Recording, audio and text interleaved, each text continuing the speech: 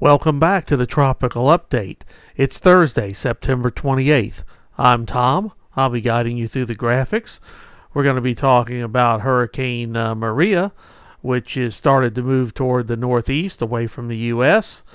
And we're also going to be talking about Hurricane Lee and where it's going to be going in the next day or so. First up, let's look at our 2-day graphical, and that shows Maria up there off of Virginia, and also you can see Lee out there, and also there is a new disturbance. That is the yellow X. It only has a 10% chance of development in the next 2 days, and it is actually moving north, so it will actually go across Cuba and possibly near the Bahamas in the next 4 to 5 days. Let's look at Maria. It is 250 miles east-northeast of Cape Hatteras, North Carolina. The winds are 75 miles an hour, so it's back up to a hurricane. 979 millibars is the pressure, and now it's moving northeast at 7. So it has made that turn to the northeast, and it will be accelerating soon away from the U.S. Looking at it, it does look better than it did last night, but they're expecting it just to go back to a tropical storm. And here is the cone on it, and if you follow that cone all the way over to your right, that landmass that you see at the right, that's England, and they're going to be dealing with Maria as a tropical storm, probably on Monday, next Monday.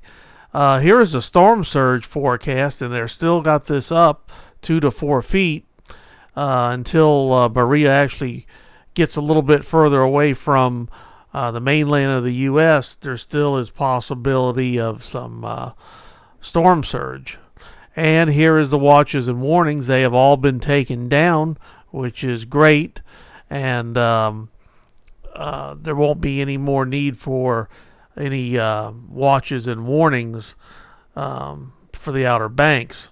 And here is the spaghetti model, and you can see where it's going, and it's heading right over toward England. So that, like I said, they'll be dealing with a tropical storm, Maria, sometime probably Monday or Tuesday.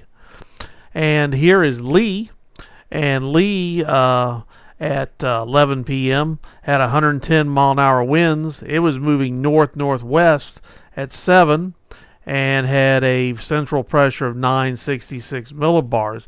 It's going to keep this sort of more northerly turn, and then it's going to eventually turn to the northeast.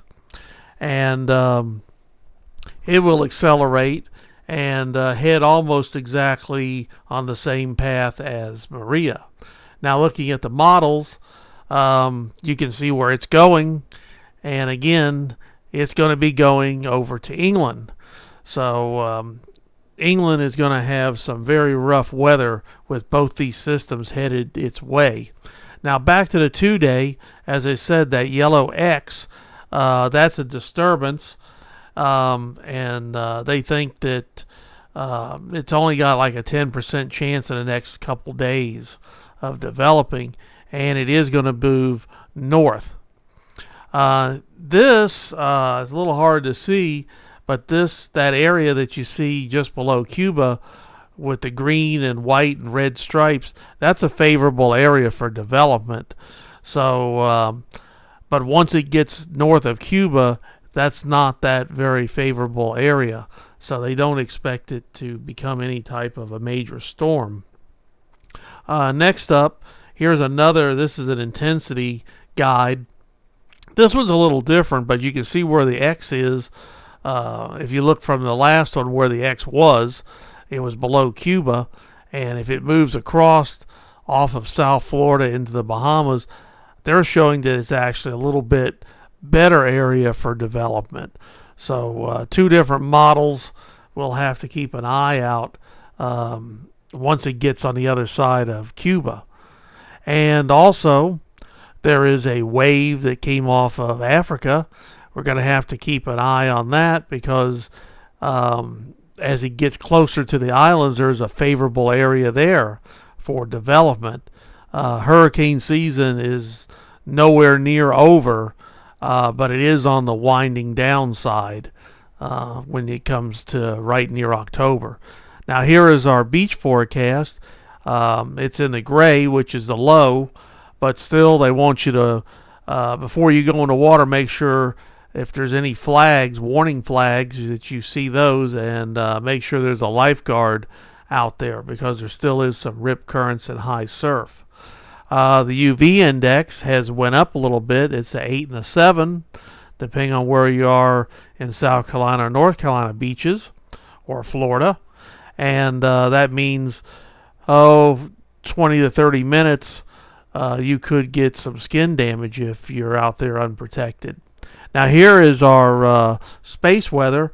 We actually have a warning now out, and it's a G2 warning, which means there could be some problems with the power grid way up north.